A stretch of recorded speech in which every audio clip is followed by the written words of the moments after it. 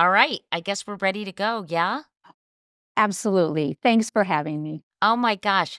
First of all, it is so nice to meet you. I'm assuming it's Sure. okay if I call you Gwen? Please call me Gwen. Yes, Well, please. thank you for talking to us on this Saturday morning. Absolutely. And I imagine the last few months for you, Gwen, have brought new meaning to the word whirlwind. How would you describe what you've been going through?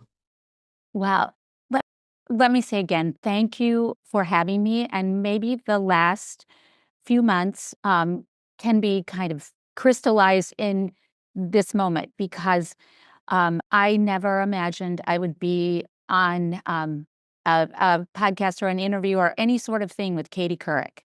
So that's kind of what it's like.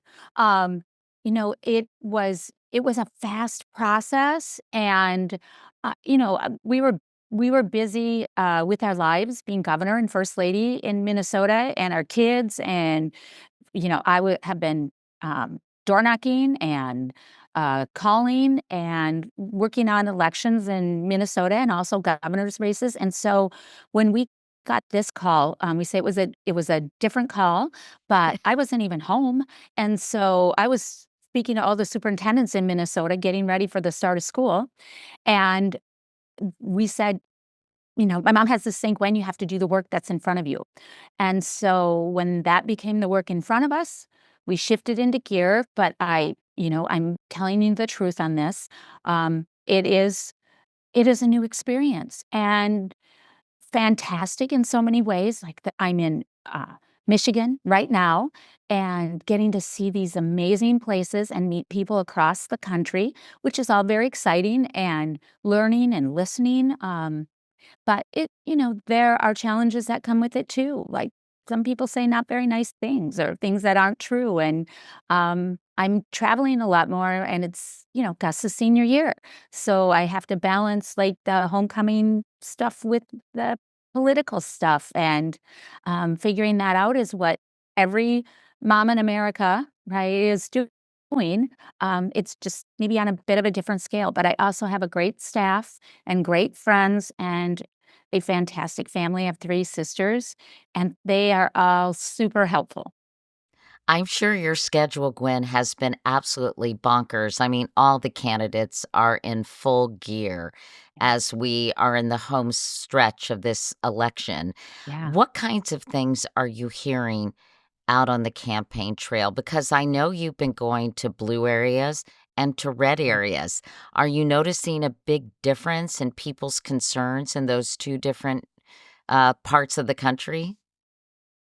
Well, I think, I'm a teacher, and a school administrator and director, and so the the power of listening, is survival in those in those environments, and it is too, out on the trail, and it's a privilege for people to tell you their stories and tell you their concerns. And interestingly, we all have very similar concerns, and there are people who might approach those concerns differently. But where Tim and I taught and lived for 22 years in Mankato, in the first congressional district, that was a district that was really more Republican than Democrat. Um, and Tim won that race 6 times. I say we won that race 6 times. And we're used to working with and being around people who might not see every single issue exactly the way that you see it, but finding a way forward is important. So the conversations I'm getting to have and getting to listen to and participate in are, what's the way forward here? Uh, um, I mean, there are some people who protest, who aren't really ready to listen, but I I find that occurring less than people who might just have a different perspective. And let's face it, in this election, it's the most important election of our lifetime. I know we say that maybe easily, but I think everyone would agree with that right now. And where I start is I ask people to tell me a little bit about their story. And I like that as an English teacher. I think stories are most important. And I try to share a bit of my stories in my remarks that I'm giving or when I'm answering a question. Because I think in our stories, we identify what we value. And what I still see across this country is that we value the same things. We value democracy. We value reproductive freedom. We value children in schools and food and housing. And how we get there, we may not see it the same way, but that's the dialogue we have to get back to. So I encourage people when they're door knocking or phone calling or campaigning to tell their stories. And let's work on finding some of those commonalities. You know, and I'm again going to be very real. I'm not going to find commonalities with what I feel is bullying, um, by some of the things Mr. Trump says and does, and Mr. Vance says and does. Um, I'm not talking about. I'm not talking about that kind of behavior. I'm talking about real, legitimate conversation and storytelling, even with um, passionate fire that we might have, but not bullying. Nope. Let me ask you quickly Mm, about meeting your husband. I know you were both school teachers. You were teaching English. He was a coach and a social studies teacher. This was in yeah, Alliance, Nebraska. was. Um, Tell me about your impressions of him when you all first met. Well, when he was first in Alliance, he started at the middle school and I was at the high school. So I didn't know him at that very moment. But I knew who he was because we were both in the gym, and there was an upper gym and a lower gym, and he was helping with a basketball program, and at that point, I was coaching the cheerleaders. And so I was in the upper gym and he was in the lower gym, so, I would see him on occasion, but I, like, had things to do because I was doing the speech and debate stuff too, and teaching English and the church choir, and teaching piano lessons. Wow, And you were I know busy. I know, but, when you're 22, 23, 24, like, you can do all those things, and I was trying to pay my student loans off also. So I was taking advantage of all those things. So I wasn't sure, but my sister came out and stayed with me during January term, and she saw him teach. And she said to me, "Gwen, do you know Tim Walz?" And I said, I think I know who he is. I think he's, that guy and blah, blah, blah." And she said, "I saw him teach, and I'm going to tell you he's the best teacher I've ever seen."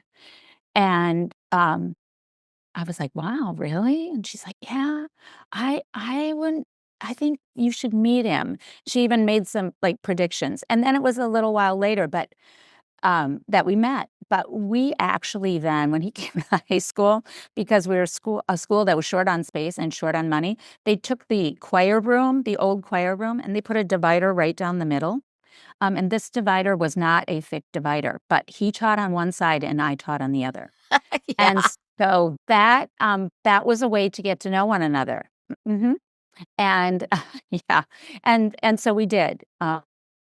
And He asked to what marry you, I understand, Gwen, on your first date. Is that true? well, he said, "I'm going to marry you," because he asked if he could kiss me goodnight, and I said, "No, that I don't ever kiss on a first date. English teachers have policies, and, like, you have to think about these things." And he, like, looked at me in a way like, "Aren't you in your mid-20s and this is your policy?" And I'm, safety first. So, yeah, it was it was my policy. So he looked at me like, "Really?" And then, he said, "Well, all right then, because I'm gonna marry you. Now get out of my car." That's so funny. Yeah, isn't it? I mean, I, like, looked at him, and then he didn't call me for 3 days.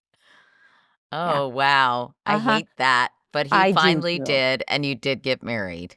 Yeah, and we did, and yeah, and, you know, sharing that classroom with him, and what I saw from his coaching too, was I knew that we shared a vision of how we saw school and how we saw education, and we both chose that career, like, we both come from families of educators, and but we both chose that career because we love it, right? And we believe in education, and we thought it was how we contributed most to the future.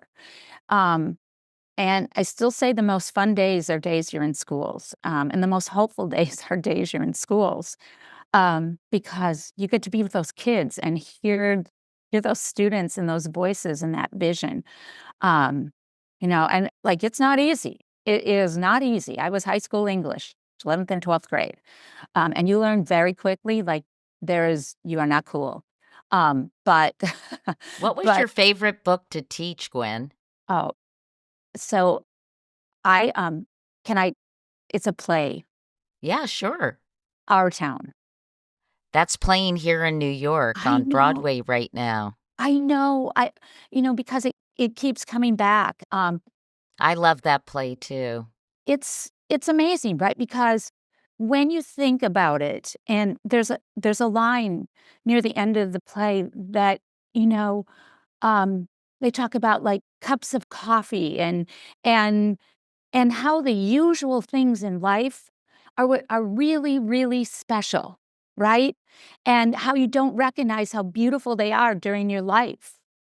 And I think that's such an important message and lesson, because everyone thinks they wanna have this spectacular, kind of life, even with social media stuff and everything. And really, it's like saying hi to your neighbor, and planting your flowers in the garden and having a cup of coffee and getting to meet new people. And, aren't those the most wonderful things in all of our lives, and do we take time to recognize how very beautiful they are? And I think that's such a challenge, for all of us, and that was a fun thing to talk about with students. And I actually would start my class with that because I wanted all the voices in the room, or to have That a chance to have the voices in the room. So I like that. I could talk about American literature for a long time, because one of the things that I really emphasized was when I started teaching, there were just a lot of old white men in the curriculum. And one of the things I was able to do throughout my entire career was to bring actually what American literature is, beginning with Native voices and, Friedrich Douglass and women and um, modern writers. And all of that. And so that was really exciting, and you got to talk about challenges in our country and equity and why weren't these pieces in a textbook and what might we learn from them. So anyway, I know I'm supposed to be winning the race here, Katie. That's okay. I love talking about this too. And apparently, in the latest production of Our Town on Broadway, they pump in the smell of bacon, which sounds really fun. And I'm really anxious to see it because I love that play too. It Yes, always makes me cry. I And know. it's such a moving play, Thornton Wilder, and I know. just love I it. know. But anyway, let's get back to Okay, politics. We'll okay, talk okay. about literature. It's interesting how you say throughout your career you've really made an effort to make the curriculum more inclusive and more representative. I Mhm, think that's something that many Americans seem, for whatever reason, to be rejecting right now. This mhm. idea of more inclusion, representation, kind of under the guise of being woke.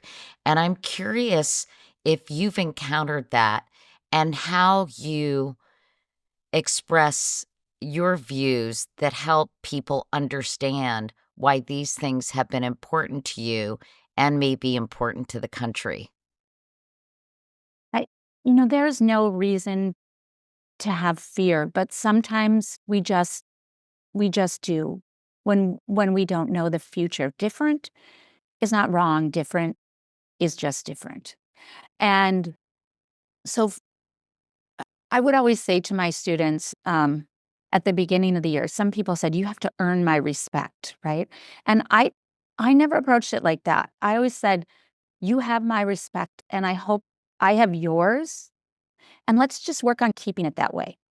And I think that when you have that base of respect, then the reason that you talk about including other voices, say in American literature, is because they're part of the story, right?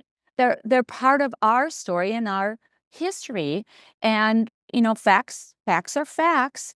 Um, and we can talk about those in lots of different contexts. And we can talk about those and in our own stories and what that means. And when you speak to values, like values of freedom or values of democracy, right? Or values like making your own choice about your own body. Most people do not disagree on values.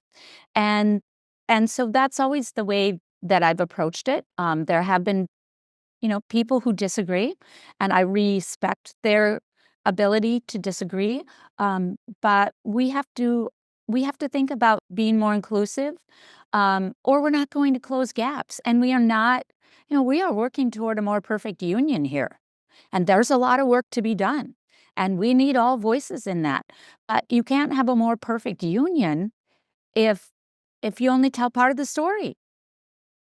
Gwen, I was curious about what you're hearing on the subject of reproductive freedom. Oh, You mentioned it earlier. That has become a central issue in this race.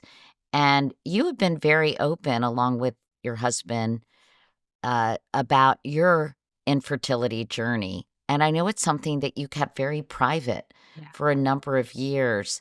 How hard has that been to talk about? And why did you feel it was important to be open about your own experiences? Thanks for that question. It is very hard to talk about it. Um, it's we've been in the political light for a long time now, and even as teachers, you're kind of public figures.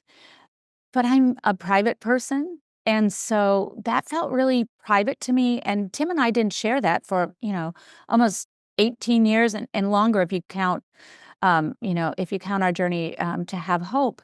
And we didn't talk about it because it was a painful and private process that we went through, and kind of sharing it at that time made it more painful, um, or we thought it would. And so we didn't, and that was just part of, what who we were, and that felt like enough. But then when the Alabama Supreme Court decision came down, we said, "No, we have a responsibility in our current leadership positions to talk about this, because we cannot possibly have people denied the right to make their own choices about their own families, to have someone else like Donald Trump or JD Vance determine if, when, or how they're going to have a family." I'm like, "Nope, we have to tell our story." And Tim felt exactly the same way.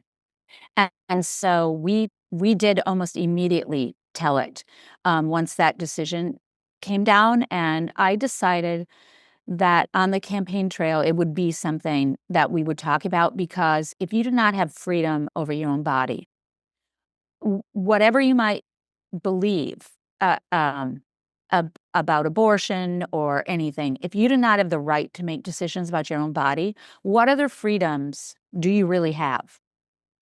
I feel it's so foundational, so fundamental. Um, and I feel like it's part of an agenda. Donald Trump has said some things like he's going to be the protector of women. No, thank you very much, Donald Trump. I'm not interested in that. And I don't think many women are.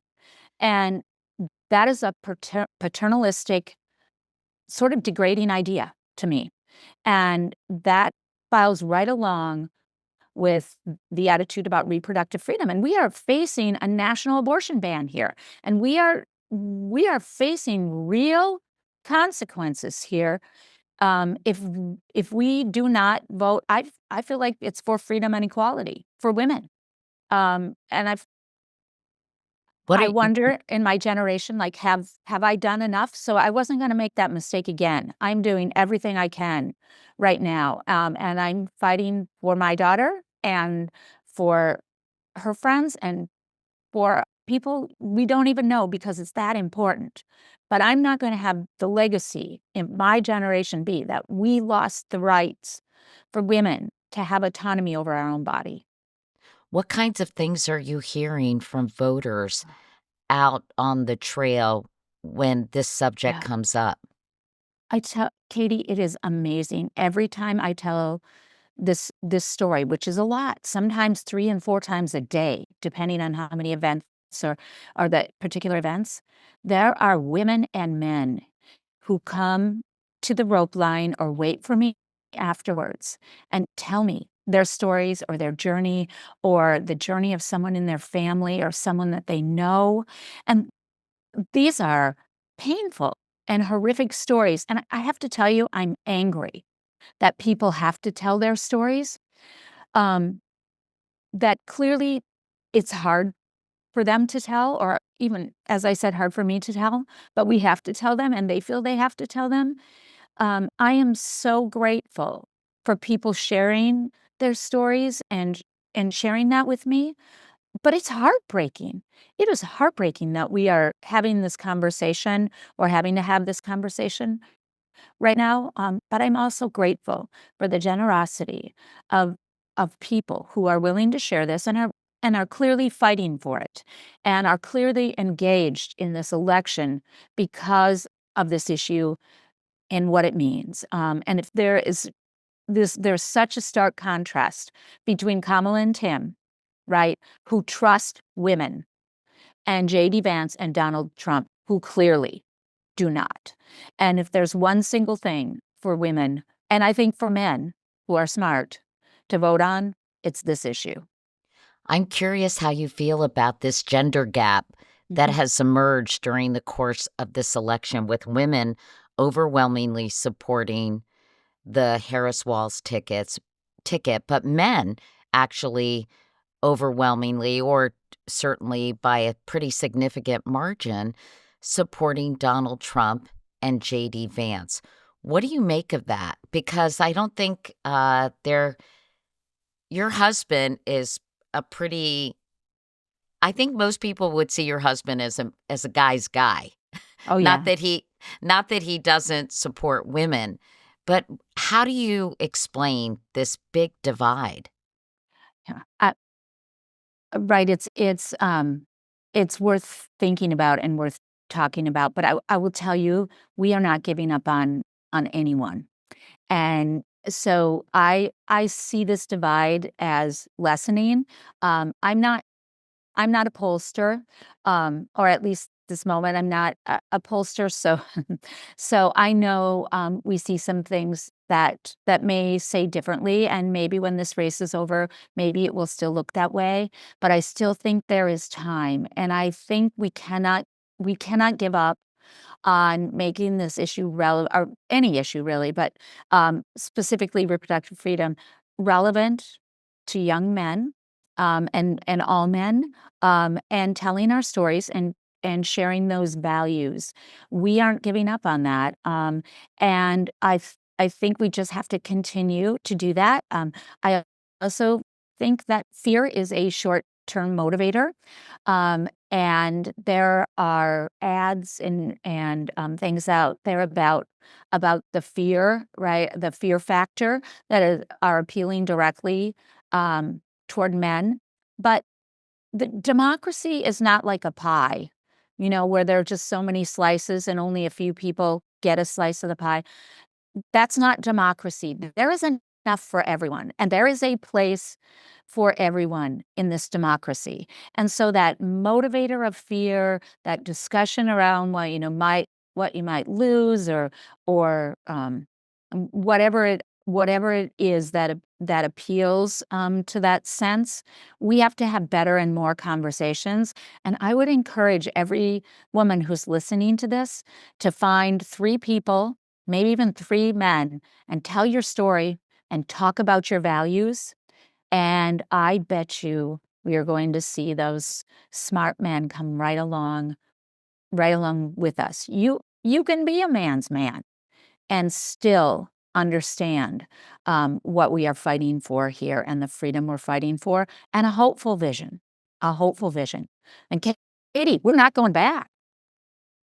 G Gwen, I'm curious what role you think sexism might be Mm, playing in this campaign. There's been a lot written about Kamala Harris downplaying sort of her gender or her race out on the campaign trail. You don't hear her talk about that much about being the first woman president, and yet it seems like there are some people who don't even recognize their implicit bias right. against a female leader. Um, how do you respond to that? And have you seen much of that out campaigning? Well, I mean, I think for women that there is a reality, right? we have dealt with in boardrooms, administrative rooms, teachers' rooms, that has been embedded to a degree in our culture, and we are taking that on, and we must take that on, and we must have powerful conversations about that. I I am hopeful that the vision that Tim and Kamala put forward, which, is about our way forward, right? A new way forward gives people an opportunity um, to make the decisions again about the issues and values that they care about. They are speaking to the middle class. They are speaking to reproductive freedom. They are speaking to kitchen table issues. They are speaking about strength. And I I think if you have any dissatisfaction with this country, Tim and Kamala are also your way forward, right? Because they are a new way forward. And I I think women collaborate. They have strong conversations. We are strong and mighty, and we get it done. Maybe 5 things at one time we get done. I think people need to recognize that. I won't say that it's not part of the conversation, but it is not really what I hear, and if and when I do hear that, I approach that, once again, by our shared values and by what's at stake. And I think Kamala is one tough prosecutor, and I think she is smart, she is on it, and she can cook dinner, right?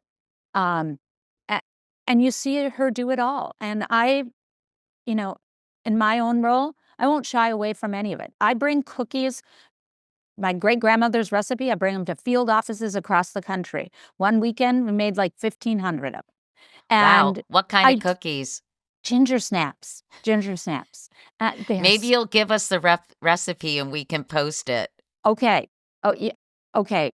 I will try to do that. I know they posted it and it's like a fundraising thing, but if you ask for it, I know they'll give it to you, and I'll Okay. try to I'll try to do that.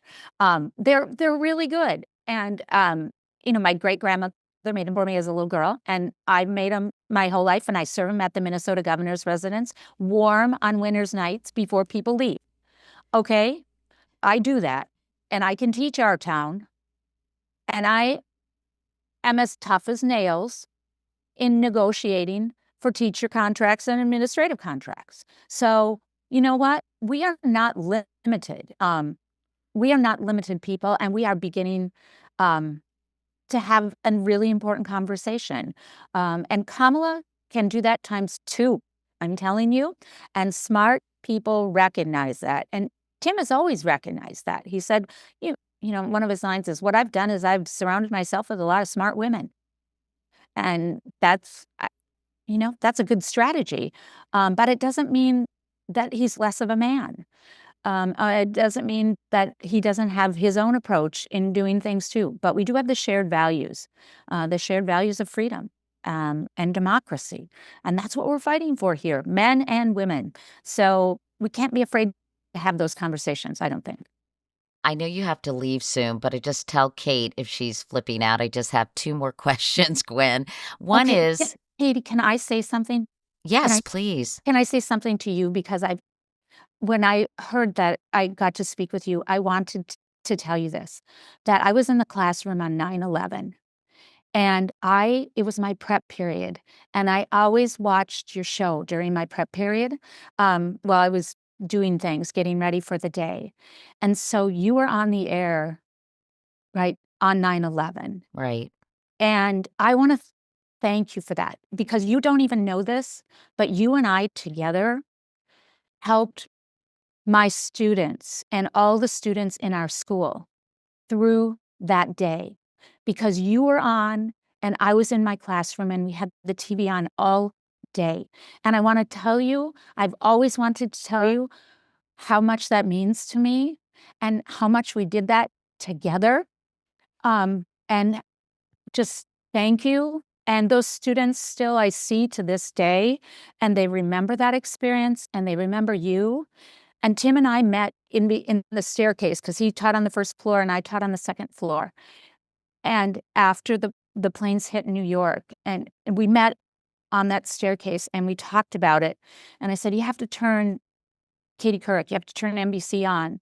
And he did, and our whole school did, and we had that on throughout the whole day, and we Oh, used that as a way to work through that with students, and Tim had to leave that day, because they were calling National Guard leaders together, and, like, you were the touchstone for us on what was happening, and I just I've always wanted to thank you for that, so I aw. had to take a minute to do that, so thank you. Thank you for Thank that. you. I that means a lot to me. I really appreciate it, and, Yes.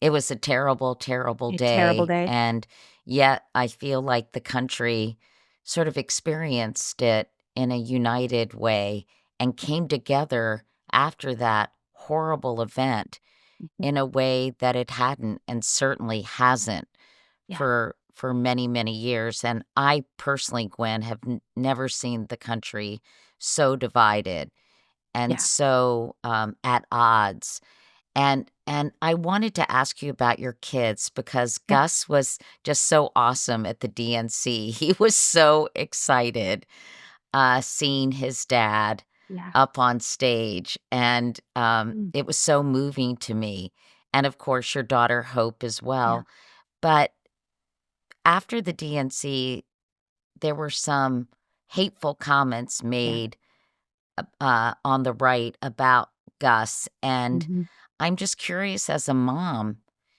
how you protect your kids from this toxic environment we're yeah, in politically.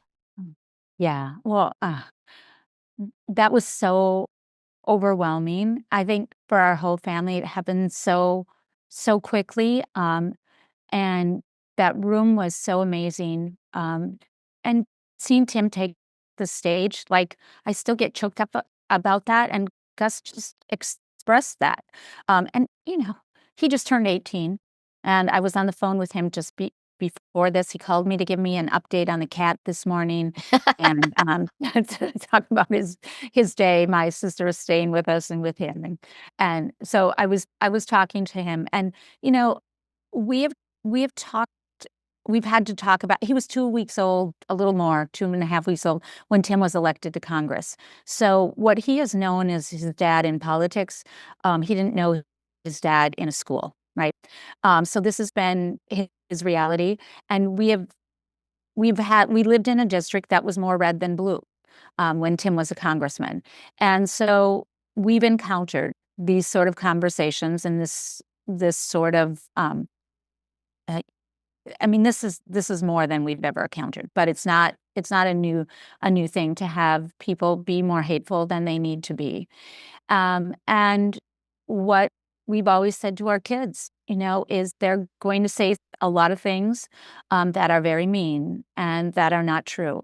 But we know who we are, and we have a great family around us, and we have great friends around us, and that just shows us how we are not going to act. And you know that that's not true about you, um, and you might have a response at times or want to have a response, but we're not gonna do that on social media. We're not going to do that because we talk to people face to face and we build relationships together face to face, not across platforms of hate. These people, usually it's not about you, it's about something in their own lives that they're unhappy with. And what dad and I and you and Hope and Gus are working towards, that's part of service right now. And we have to do everything we can to try to change that. But we are fortunate to serve. We get to live our values and hear our values. And, if we want to cry in the pillow, we can. And then we have to go on. Even if you want to say a few words and put a quarter in the swear jar, okay. But then we're gonna move on because we know who we are. And then, there are things because brains are still developing when you're 18 and 23. But I said, "Gus, you have a lot more people who love you, right? And look at some of the positive comments that you've gotten, and look at the community who feels that you and dad and I are are speaking to them and for them, and how proud they feel of you and all of us. Talk And about that community, Gwen, and what you've heard yeah, from that community. that has been amazing. I mean, people again come and share their stories and share their compassion. Um, I have people have T-shirts all over, like, I'm voting for Gus's dad, or I love Gus, or, I have hope, or, all of these really amazing things because they're trying to embrace our family too, and they're trying to encourage those kids. And those are such good, brave people. I can't thank them enough. And there are people who, with a neurodivergent and uh, all of those things who feel like it's time to have that conversation, and they hope we will.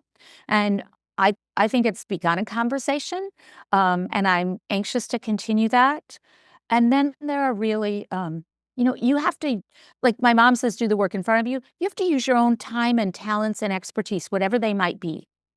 But I do want to say this on Gus's birthday, which was October 13th. Um, Chris Rock called Gus Aw, to wish him a happy birthday and to talk about just kind of how special their superpowers are. Now, how amazing is that? That is no more special, right? I mean, it is special, but it's no more special than people who are on the rope line who are telling me those stories and asking us to have a national conversation. I take that very seriously. I'm proud of both of my kiddos, and I am hopeful that we are teaching them the responsibility of service and what they might do, for their country when the moment calls, even if it's something that you little expect. So, I you know, I there are benefits definitely, to all of it and to all the stories and to what we're learning and to conversations that are new that we get to have and learning that we get to have. Um, so another another thing that critics have seized on were a couple of occasions when your husband has misremembered things, Yeah. and I think sort of question his character Mhm. because of his recollections or his misstatements of what Mhm. actually happened. Can you shed any light on those incidents, Gwen, for people listening or watching that might explain sort of these incidents that his opponents have really seized on? I I mean, this is how I see it, right? I I think that when you are a teacher, you are used to putting things in terms for people to understand. And Tim is a fabulous communicator, right? And in that effort, like let's just take the example of when he was in Tiananmen Square. He probably said during the summer of 1989. And then someone said, "Well, what part of the summer?" And he would say, "Well, I don't know. I think it was probably the first part of the summer." You know? And so then he'd be like, "Oh, was it the first part of the summer?" Well, he's not looking at a calendar from 1989. Um, and in politics, I I don't know if you have to go back through that, but he was right there in the summer. And frankly, Tiananmen Square looked a lot like it did on June 4th, 1989, 6 months later, 7 months later, 8 months later, right? There were tanks, it was a militant atmosphere. So, I think in an effort to clarify, sometimes he, would say a statement and then people would try to narrow it down, and he would probably try to narrow it down in his own mind. Tim is an incredibly authentic person and an incredibly transparent person. Um, and I think he tries I think he tries to answer the question. And, like in a debate, that can be your first mistake, trying to answer the question, right? Instead of just trying to get your talking points out there. But he's authentic about that and authentic about communication. And does he get details wrong? Yes, there are times. There are times when he says, you know, like, I bought a new, golf club. When? And I'll say, "Okay, so, like, how much money was that, or what did it take out of the checking account, and he rounds. And like that rounding error, that might not be exactly what it is, Katie, but it's in the spirit of it, right? And that's just who he is. The important thing is he bought a new golf club, right? And there's money coming out of the checking account because we're very much a middle class family, so we have to keep track of all kinds of things like that. Um, and that's how I see it. What you see is what you get with Tim. I'm incredibly proud of him. I also am, you know, like we work together. We are a partnership. We have been from day one, and I know his strengths, and I know the things that we're still working on, just like he knows my strengths and he knows the things I'm still working on. You are getting a teacher, a football coach, an incredibly smart man, um, a retired military veteran, but what he cares about and what he's always cared about are people. And he has always tried to serve and make the difference that he can, um, for people, and that's what he and Kamala have in common. And they knew it the first moment that they spoke, the first moment that they met, and I knew it the first time I was on the bus with Kamala and Doug, and Tim and I, and we all said, "How do you run races? You run them like you're 10 points down." And they like said it in unison. And that's the only text we all share with each other, 10 points down, because that's how hard every one of us is working every single day in different directions.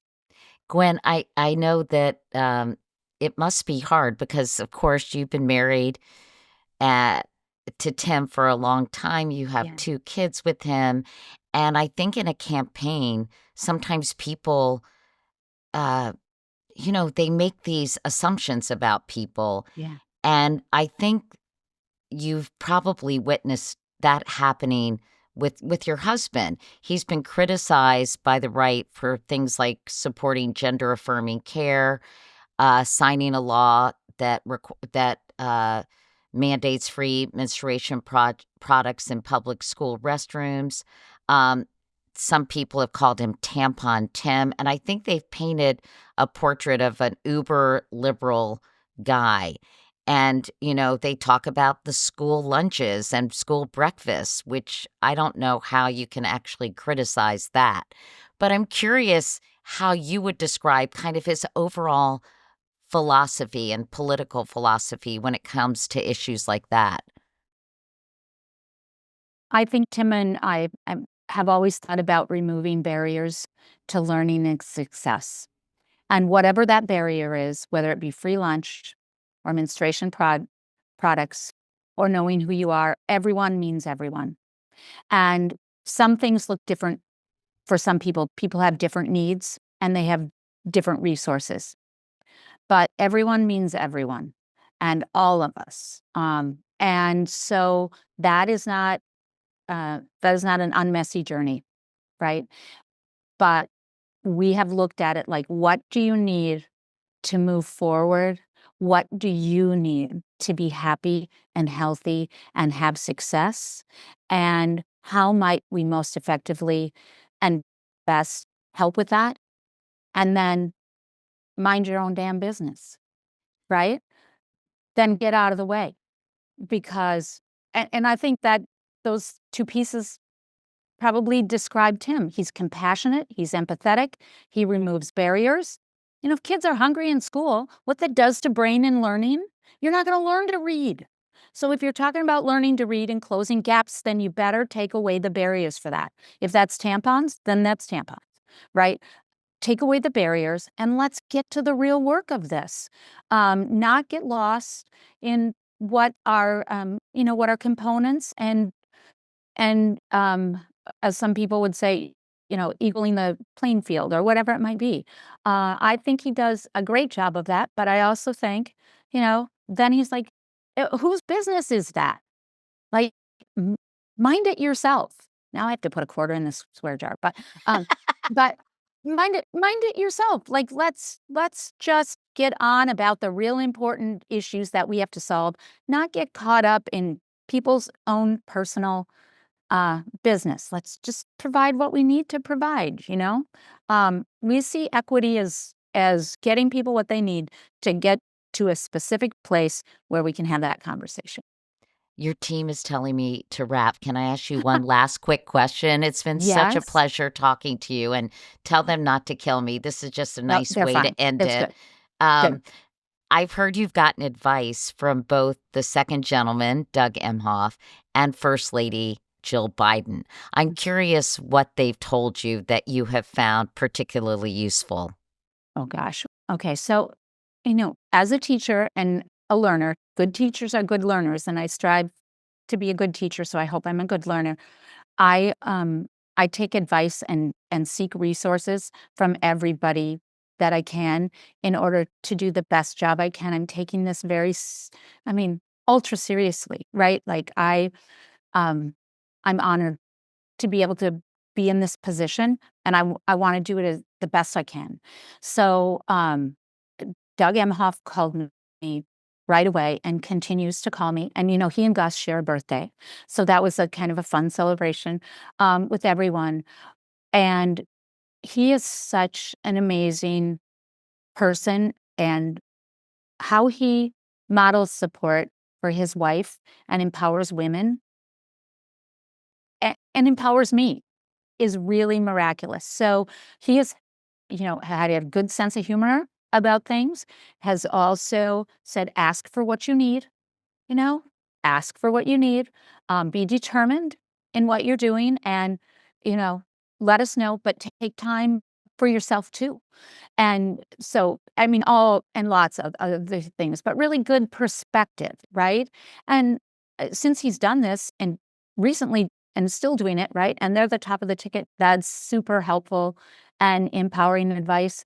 And, he was great with our children right away and like said, here's my cell phone number. Let me know if you need anything. I'm like, okay, kids, do not text that man. He is very busy, because Gus is like, I think I'm going to text Doug and ask him. I'm like, wait, hang on, And he's like, "No, he said it good." And, like, he means it, but I so, he like, relationships are important, and and Dr. Biden, uh, when Tim was elected to Congress, um, Joe Biden and Dr. Biden were in the Senate. And so we knew them from Congress, and, like, Jill Biden and I were 2 functioning educators, right, at that time. So, on in different places and different times, we were, like, the ones correcting papers. Um, and, so that was an affinity that we shared, and she came to Augsburg University, where I teach one class, during the last election cycle, and we did an event together in the courtyard at the university. And and, she's a trailblazer, right, in her own way, and she's a good teacher and a good mom, um, right? And just, um she she's just such a good perspective, and she is as determined and strong of a person as I've ever met. And I get to campaign with her coming up, and I'm so looking forward to that. And so she balances all of it. And, like in high heels, she balances it. That Fred Astaire thing, like Ginger Rogers did it all in backwards. That's how I Yes. feel about Dr. Biden. And she also is always available to me. Um, Good days, bad days, whatever it is, she does not, when she's your friend and supporter, she really means it. And that is good to remember because when you're on this campaign journey, to still keep and value all of those relationships, that are so important to you, and find a way to do that, like, she's given me good advice on that. Well, Yeah. Gwen Walz, I know you have a very busy day ahead. I can't tell you how much we appreciate Oh, you taking all this time to allow us to get to know you a little bit better and to listen to your story and yeah. hear your values. And we're just very grateful. So thank you. Oh, thank you, and it's such a privilege to get to speak, to you and to all the people that listen to you, and I'll look forward to, seeing you sometime again and in person